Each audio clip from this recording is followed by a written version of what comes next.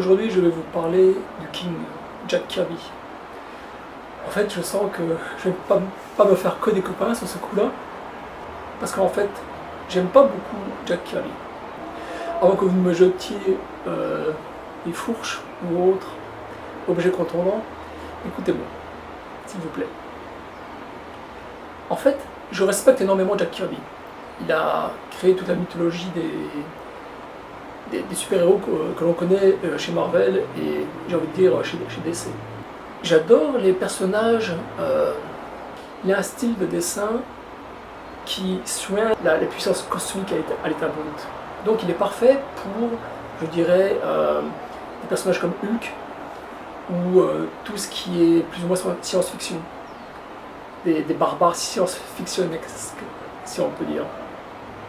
Par contre, là où j'accroche pas du tout, c'est quand il se met à dessiner, je dirais, des humains normaux, que ce soit des soldats dans ces histoires de guerre des années 50, les personnages secondaires qu'on voit dans les 4 Fantastiques, j'ai envie de dire même les 4 Fantastiques eux-mêmes, qui sont des personnages plus ou moins d'apparence humaine, à part la chose. Ça, pour moi ça passe pas, il y a un truc qui va pas. Ils sont trop... Kirby a un style trop caricatural pour dessiner des humains normaux. Et puis il faut dire aussi que j'ai d'abord découvert John Byrne, j'ai envie de dire son exagération réaliste, et quand j'ai découvert Kirby après, je me suis dit qu'est-ce que c'est que ce truc. Et d'ailleurs en fait, je n'ai aucun livre Marvel avec Jack Kirby.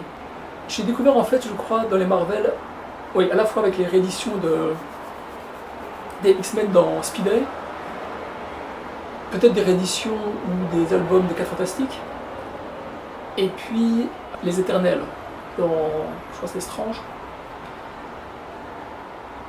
Et quasiment à la même époque que les Éternels dans Strange, j'ai découvert les Comic Pocket de Haredi Artima, tous les Kirby qui venaient de chez DC, quand il avait quitté Marvel. Kamandi,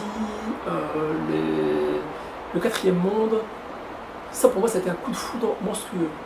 Et justement parce que le 4e monde, c'est de la science-fiction, ce sont des êtres qui sont plus qu'humains, et même s'ils se mélangent avec les humains, ils ont un côté de plus qui fait passer le dessin de Kirby, à mon sens.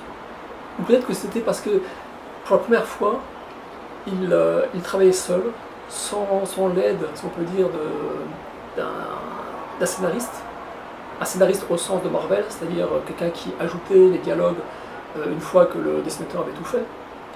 Et donc je suis tombé amoureux de Jack Kirby avec son œuvre chez DC, grâce au Press Pocket.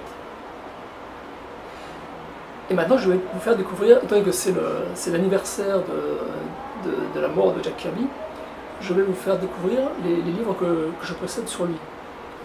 Ils sont tous en anglais malheureusement, mais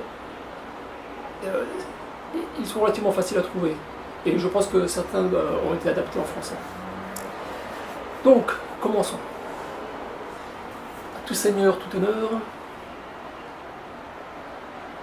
Ce bouquin qui est vraiment une édition très bizarre, c'est le Comic Journals Library sur Jack Kirby. Library en anglais ça veut dire la bibliothèque, non pas la librairie comme chez nous. Et c'est un livre qui a, il y a combien, 120 pages, et il coûte 19$ à l'époque. Il est assez aride, mais il est plein d'interviews.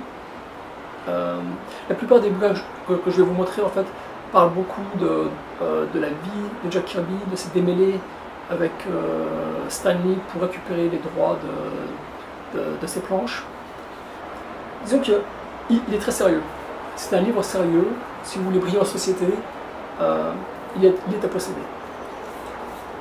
Je vous montre à nouveau. Ensuite, un bouquin qui est déjà dans un format plus normal pour nous, européens. Il est publié par Tomorrow Publication. C'est le Collected Jack Kirby Collector Volume 1. Ça aussi, bon, il y a énormément d'interviews, mais il y a des interviews de personnes parlant de Jack Kirby. Des gens comme Joe Sinnott, l'un de ses encreurs préférés. Il y a énormément d'esquisses, de croquis qui ont été faits, en fait, qui ont été photocopiés par son assistant. Et pour moi qui adore les croquis plus que le dessin finalisé, c'est vraiment très bien.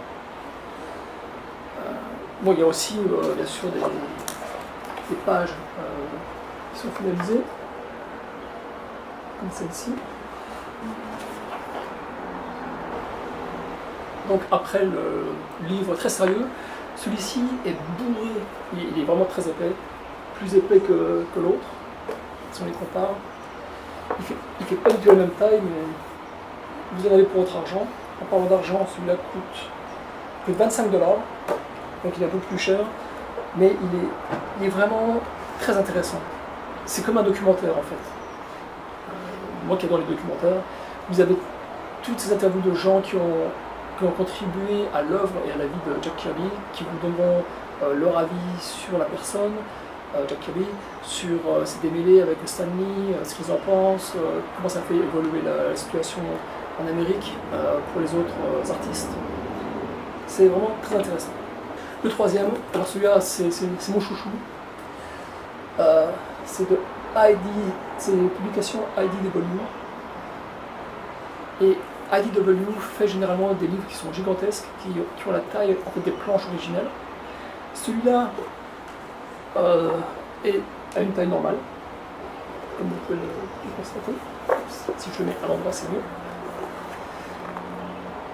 Donc il est juste un tout petit peu plus grand que le magazine fait par les fans. Oui, parce que Tomorrow Publications, en fait, ils sont spécialisés dans des magazines faits par des fans pour les fans.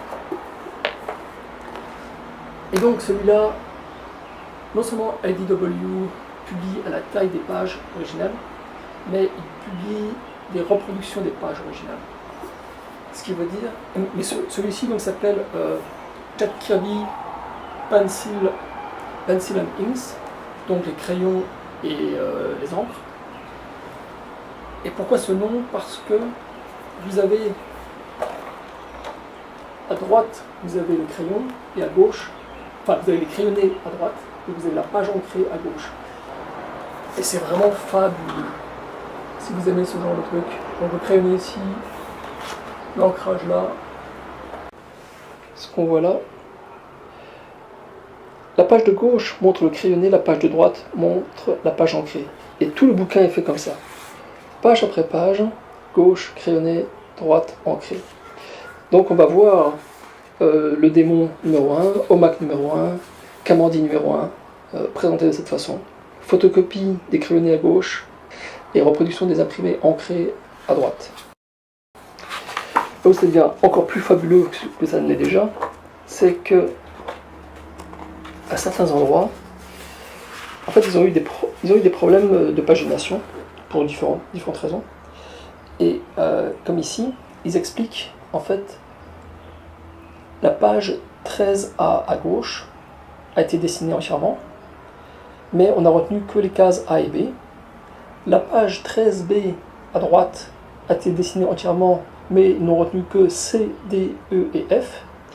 Et ils ont reconstruit une page 13 en mélangeant, si on peut dire, les cases A, B, C, D, E et F. Et bon, je ne peux pas vraiment vous le montrer, mais ça donne ça. C'est fabuleux pour moi qui m'intéresse en fait à la création.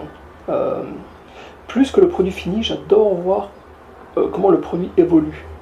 Entre le script qui est donné au dessinateur, les crayonnés, et ensuite le produit ancré, déjà qui parfois change suivant l'encreur, qui ne suit pas ou qui décide de créer lui-même des détails ou d'en enlever. Je ne vise personne, surtout pas Vince Coletta. Donc ça, c'est mon bijou.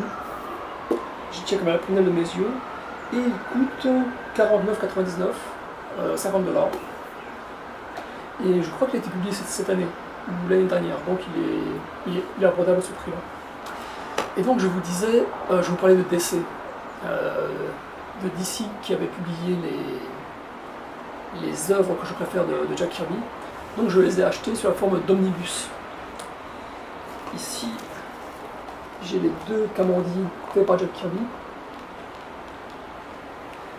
Avec au dos, vous avez quelques pochettes, quelques couvertures, pardon. Donc ces livres reprennent les Kamandi numéro 1 à 10 et 11 à 20.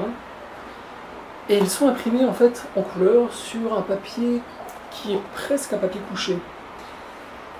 Ce qui correspond malheureusement pas tellement bien, ça rend pas exactement comme le comics d'origine.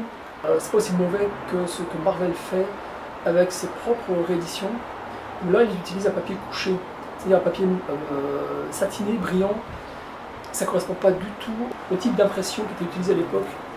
Par contre, avec le démon, déjà, ils ont utilisé un papier peu lourd, un papier de mauvaise qualité. Je pense que c'est même un papier recyclé.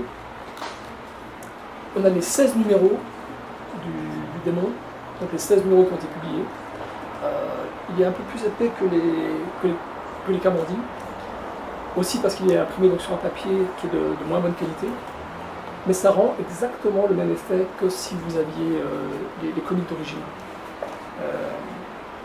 J'ai adoré ce sens du détail chez DC. Et enfin, les derniers joyaux de cette collection, si on peut dire, c'est les omnibus du quatrième monde, donc le Force World Omnibus. Il y en a 4. Et je crois que ça représente toutes les bandes dessinées qui ont été faites pour ce quatrième monde par Jack Kirby.